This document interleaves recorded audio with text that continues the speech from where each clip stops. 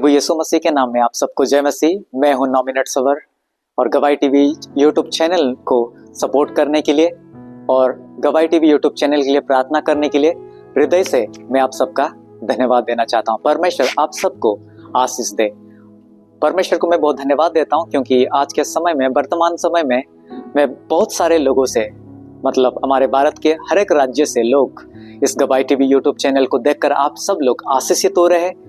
और मैं प्रार्थना करता हूं और मैं विश्वास करता हूं और मैं कोशिश करता रहूंगा कि नई नई अद्भुत गवाही को आप लोग के सामने लाने की कोशिश करूंगा, ताकि आप सब लोग उन तमाम अद्भुत गवाही को देखकर आप सब लोग आशीषित होंगे, जानेंगे कि हमारा परमेश्वर कितना महान है और लोगों के जीवन को कैसे बदल रहा है। हालेलुया, परमेश्वर सच्चा है।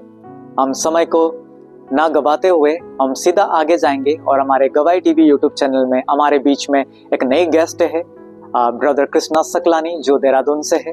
वो अपना परिचय देंगे, उसके बाद आगे हम उनकी गवाही को सुनेंगे। आप सबको जय मसीह की। मेरा नाम कृष्णा सकलानी है और मैं टेरी गढ़वाल चंबा से हूँ और वर्तमान में मैं तपोवन इनक्लेव में रहता हूँ, सेंसर धारा रोड पर।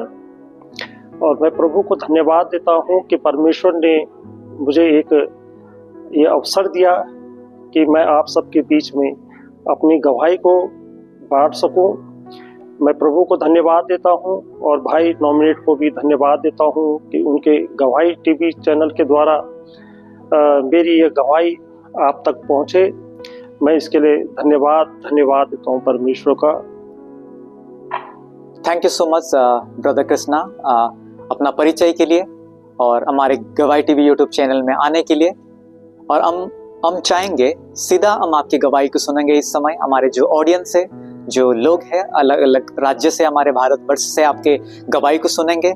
आप प्रभु में आने से पहले आपका जीवन कैसा था, आपका अनुभव वगैरह बताएंगे और प्रभु में आप कैसे आए, प्रभु में विश्वास में आप कैसे बढ़े, उस तमाम बातों को बताएंगे तो बहुत अच्छा होगा। समय लीजिए और अपने गवाही को विस्तार रूप में बताइए। आगे का समय आपका है। मुझे थोड़ा याद है, बचपन में लगभग मैं 9 या 10 साल का रहा हूँगा और हम हॉस्टल में रहते थे और वहाँ पे बच्चे वॉलीबॉल खेलते थे और मैं उनको देखता था, रोज देखता था उन्हें खेलते हुए और उनको कहता था कि आप मुझे अपने साथ खिलाएं, लेकिन वो मना करते थे। मुझे कहते नहीं, आप छोटे हैं, आप नहीं खेल सकते। तो ऐसी बच्चों के साथ मैं भी खेल रहा था और किसी बात में वहाँ पे झगड़ा हो गया मेरा। छोटा ही था मैं और मेरे मन में पता नहीं क्या ख्याल आया, जो वॉलीबॉल खेल रहे थे बच्चे, और मैंने क्या करा कि एक ईंट ली और ईंट पे कपड़ा बांधा और मैंने उसी ईंट को, जितनी मुझ पे शक्ति थी, मैंने उसको ऊपर उछाला और मैंने मन में ये सोचा कि अगर मैं इसको उछालूंगा और अपने सर से मारूंगा तो ये बॉल की तरह उछलेगी, लेकिन उसका उल्टा हुआ।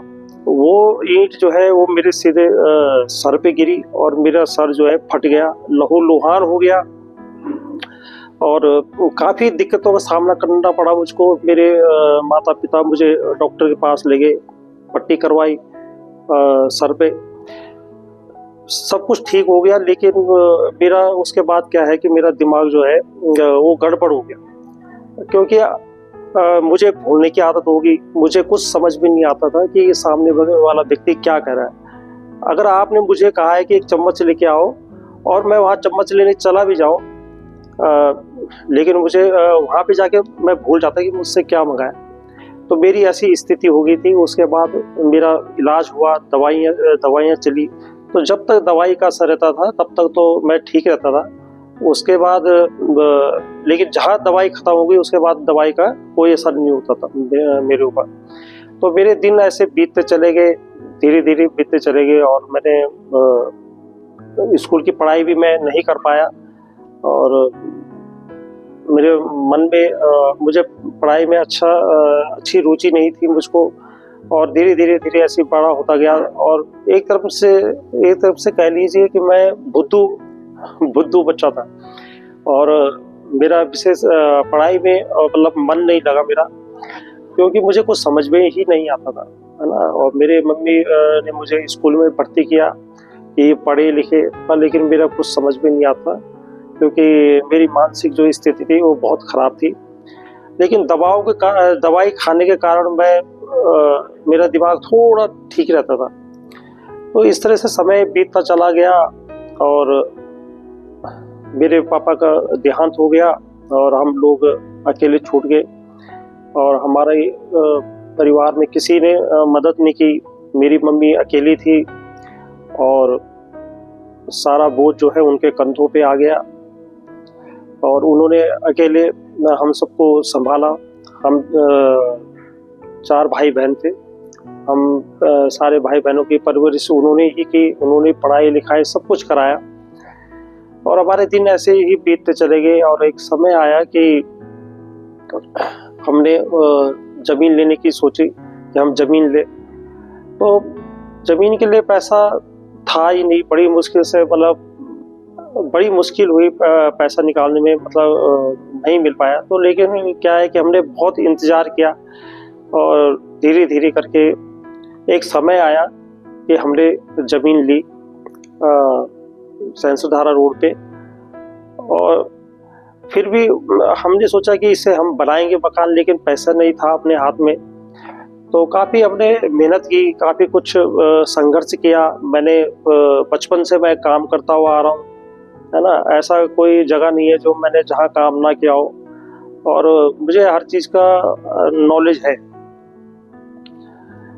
धीरे धीरे समय बीता, फिर मेरी बहन की शादी का समय आया। उनके लिए भी काफ़ी इधर से कर्जा निकाल काम किया, सब कुछ किया और वो उनकी शादी की। तो मैं प्रभु को धन्यवाद देता हूँ कि उस समय मैं इन चीज़ों को तो प्रभु के बारे में तो नहीं जानता था। मतलब मेरे बगल में, घर के बगल में मंदिर था और मेरी आस्था वो मंदिर पे थी और मैं रोज़ जाया करता था वहाँ पे मंदिरों में और हर चीज़ में मतलब मैं भाग लेने लगा वहाँ पे। तो फिर भी मेरे मन में एक चीज़ रहती थी कि मुझे संतुष्टि कहाँ मिलेगी। सेवा कर ली, घंटियाँ बजा ली, कीर्तन कर लिया, सब कुछ कर लिया, लेकिन मुझे संतुष्टि नहीं थी। तो कहीं ना कहीं मेरे मन में था कि इससे भी कोई और चीज़ है जो मुझे शांति दे सकती है। तो किसी ने मुझे कहा कि आप फलाने गुरु जी के पास ले आए। तो मैं लगभग सारे गुरु जी के पास होके आ गया। मैं आसाराम बापू जी के आश्रम में भी गया और मतलब उस समय के सबसे माने हुए गुरु थे, है ना। तो सबके सत्संग में गया, मैं सत्संग भी सुना, उनसे गुरु दीक्षा ली। यहाँ तक कि मैं निरंकारी सत्संग में गया, राधा स्वामी सत्संग में भी गया, लेकिन ढाक के 3 पात कुछ नहीं। बस तब भी हमारे जीवन में वही दरिद्रतापन, वही लड़ाई झगड़ा, है ना। कोई उन्नति नहीं थी अपने जीवन में। तो काफ़ी परेशान हो गया और इस बीच प्रभु का धन्यवाद देता हूँ कि 2003 में हमने मकान बनाया और मकान बनाने के बाद कर्ज हो गया था हम पर। तो मुझे जॉब भी नहीं मिल रही थी। मैंने फिर कि हमारे पड़ोस में जो एक भैया हैं उनसे बात की। मैंने कहा भैया मेरे लिए कहीं पे जॉब देखो। तो उन्होंने मुझे सर्वे ऑफ इंडिया में फील्ड वर्क में मेरे को लगवाया और उसके बाद मैं फील्ड वर्क में काम करने लगा। और ये सारी जगह जगह उनके फील्ड जाते थे सर्वे ऑफ इंडिया के, और मैंने उसमें काम किया। लेकिन सन 2006 में जब मैं मध्य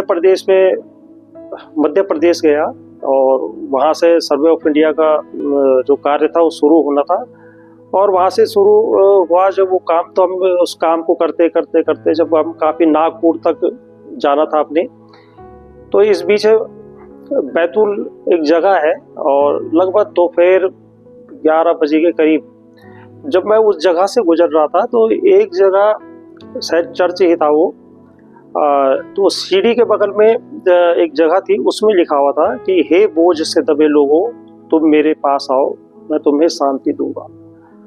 तो वो बात मेरे मन में बैठ गई। मैंने कहा ये क्या चीज़ है। मैंने कहा आज तक तो मैंने कहीं नहीं पढ़ा इसको, क्योंकि मैं ऑलरेडी इतने सत्संग में चला गया था, मंदिरों में, मठों में, है ना, काफी गुरु लोगों के पास गया, लेकिन आज तक ऐसा शब्द मैंने कहीं नहीं सुना। और मैं उस शब्द को सुनकर और उसको पढ़कर मैं बड़ा चकित हो गया।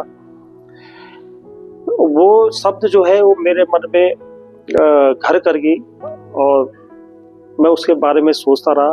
खैर हमारा काम नागपुर तक हुआ, निपट गया। और फिर मैं 2007 में देहरादून वापस आया। और देहरादून में आया तो काफ़ी कमज़ोर हो गया था मैं, और अपने घर में बैठा हुआ था। तो मैंने कहा चलो अपने दोस्तों से मिल के आता हूँ। तो मैं अपने दोस्त के यहाँ गया। तो मेरे दोस्त से बातचीत हुई। वो दरअसल प्रभु के बारे में उन्होंने ही बताया मुझको। उनका नाम चंद्र किशोर है और उन्होंने मुझे प्रभु के बारे में बताया। तो मैंने उन्हें ये कहा कि भाई आप जिस प्रभु के बारे में बता रहे हो वो तो है, जीवित नहीं है, वो तो खुद मरा हुआ है। जो अपने को नहीं बचा सका वो मुझे क्या बचाएगा। और आपकी हालत तो उससे भी ज़्यादा गड़बड़ है, क्योंकि पिछले समय में क्या हुआ था, उनके साथ कुछ ऐसी घटना घटी थी कि वो छत से गिर गए थे और वो डेड हो गए थे। तो वो अभी भी चल फिर नहीं सकते। उन्होंने कहा नहीं, उन्होंने प्रभु के बारे में मुझे बताया, कहा कि नहीं, हमारा प्रभु जो है जीवित है, सच्चा है, और जो हमारा परमेश्वर है वो हर समस्याओं को दूर करता है ना। मैंने कहा ऐसा हो ही नहीं सकता। मैंने कहा देखो, हमें जीवित परमेश्वर की जरूरत है। मैंने उन्हें कहा हमें जीवित परमेश्वर की जरूरत है या जीवित गुरु की जरूरत है, और हम जीवित से ही कुछ मांग सकते हैं, क्योंकि मरा हुआ व्यक्ति मुझे कुछ नहीं दे सकता।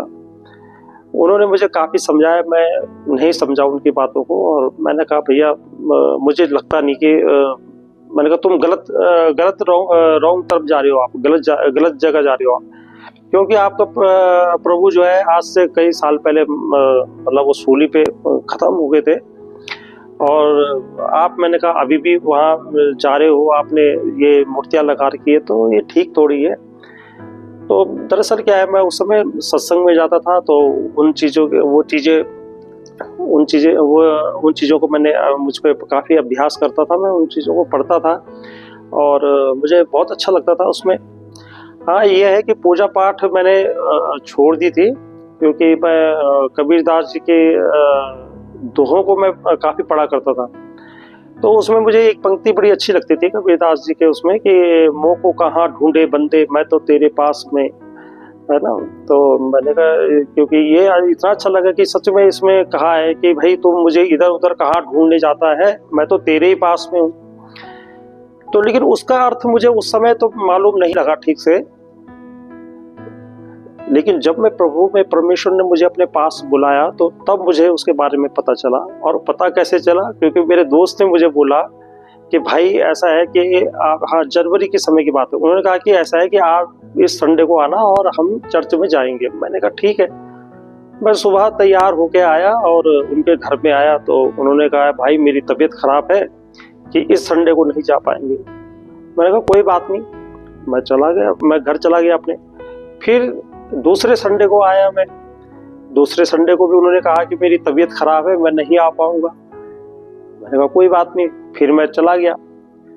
फिर तीसरे संडे को आया, तीसरे संडे को भी उन्होंने कहा मेरी तबीयत खराब है। तो मुझे बड़ा अजीब सा लगा और मैंने कह दिया, मैंने गुस्से में मैंने कहा अरे यार, मैंने कहा वैसे, मैंने कहा तुम और वैसे तुम्हारा प्रभु है। तो मैंने कहा वो हमें क्या बचाएगा जब वो तुमको ठीक नहीं कर सकता।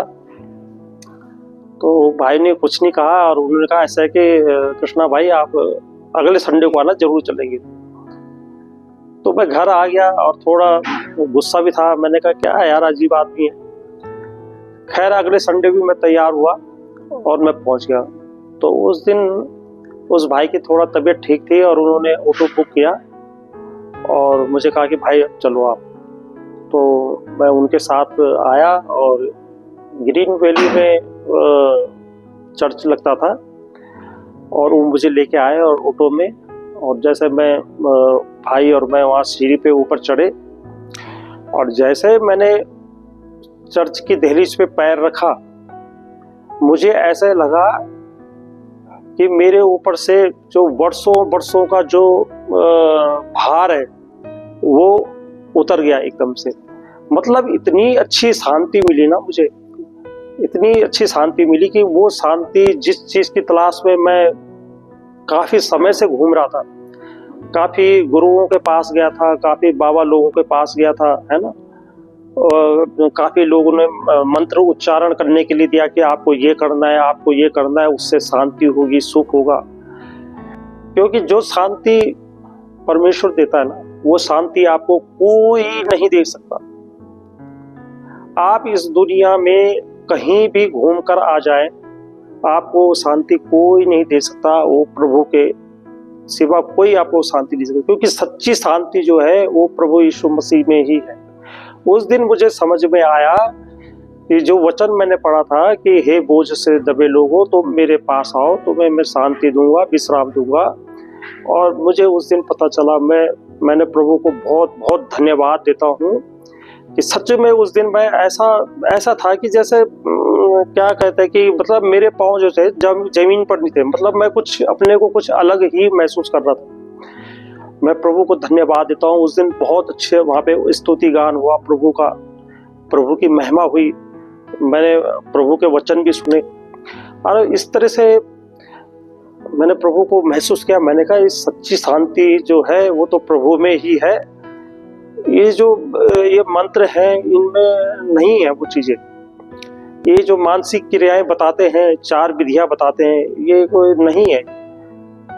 ये तो एक तरह से योगा है। मैंने कहा असली शांति जो है वो प्रभु यीशु मसीह में है।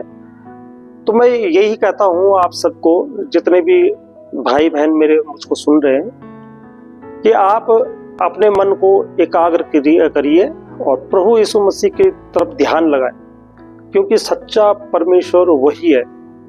क्योंकि मैंने प्रभु को जाना है सच में। क्योंकि मैं एक तरह से समझ लो कि मैं भटकती हुई आत्मा हूँ। जैसे मैं कभी कहीं कभी कहीं कभी कहीं कभी कहीं कभी कहीं, मैं हजारों जगह गया, बहुत सारे लोगों के पास गया, है ना, वहां से भी दीक्षा ले, वहां से भी दीक्षा ले, ये ले वो ले, है ना, उसको उन क्रियाओं को मैंने किया भी, लेकिन कुछ नहीं, वही ढाक के 3 पात, कुछ नहीं। मतलब इसका मतलब ये है कि रेत में लकीर खींचने के सामान, है ना। तो मैं यही कहूंगा कि आप इस प्रभु यीशु मसीह जो है सच्चे परमेश्वर है, उनको अगर आप, क्योंकि ये जो जन्म हमको मिला है ना, ये बार बार नहीं मिलेगा। ये एक बार मिला है, ये बार बार नहीं मिलेगा। और आप लोग बड़े भाग्यशाली हैं कि आपको ये शुभ अवसर मिला है, ये मौका मिला है कि आप परमेश्वर को जाने, आप परमेश्वर को पहचाने। अरे मानते तो सब हैं प्रभु को, लेकिन जानता कोई कोई है, उसको जानना सीखे। परमेश्वर हमारा प्रभु जो है बड़ा ईमानदार है, धीरजवान है परमेश्वर, है ना, वो सब्र करता है। और परमेश्वर ने, देखो प्रभु का कितना धन्यवाद देता हूँ कि परमेश्वर ने इतने वर्षों तक इंतजार किया मेरा, और परमेश्वर का वो शुभ घड़ी आई और परमेश्वर ने मुझे अपनाया। तो मैं परमेश्वर का धन्यवाद देता हूँ। परमेश्वर का भजन बहुत अच्छा है कि चख कर मैंने जाना है कि वो प्रभु कितना भला है। सच में वो परमेश्वर सच में भला है, अच्छा है, और उस परमेश्वर के सिवा कोई हो ही नहीं सकता। मैं प्रभु को धन्यवाद देता हूँ कि मुझे ऐसे बहुत अच्छे पास्टर मिले हैं, है ना, प्रभु के दास। तो बहुत अच्छे, दीन और नम्र हैं, और उन्होंने काफ़ी हेल्प की, है ना। कई बार मैं काफ़ी भटका, है ना, भटक गया था बीच में कई बार, लेकिन प्रभु की महिमा हो, क्योंकि प्रभु के दास हमारे लिए प्रार्थना करते हैं, प्रभु के दास जी हमारे लिए प्रार्थना करते हैं, है ना। और आप सब प्रार्थना करते हैं मेरे लिए, है ना, और उन प्रार्थनाओं का परिणाम है कि मैं गिरने से बच जाता हूँ, क्योंकि मैं कई बार गिरा और कई बार आपकी प्रार्थनाओं के द्वारा मैं उठाया गया। तो मैं इसमें प्रभु को धन्यवाद देता हूँ। मैं पास्टर विजय को धन्यवाद देता हूँ। और आज हमारे बीच में अंकल नहीं है, रवि जॉर्ज अंकल, मैं उनका भी बहुत बहुत धन्यवाद देता हूँ कि उनका भी बहुत अच्छा सपोर्ट रहा मेरे साथ। हमारे पास्टर जी का भी बहुत सपोर्ट रहा। हमारी जो दीदी है रोहिता दीदी, उनका भी बहुत सपोर्ट रहा, है ना। मैं उनको भी, प्रभु के दास को भी बहुत बहुत धन्यवाद देता हूँ। और जिन जिन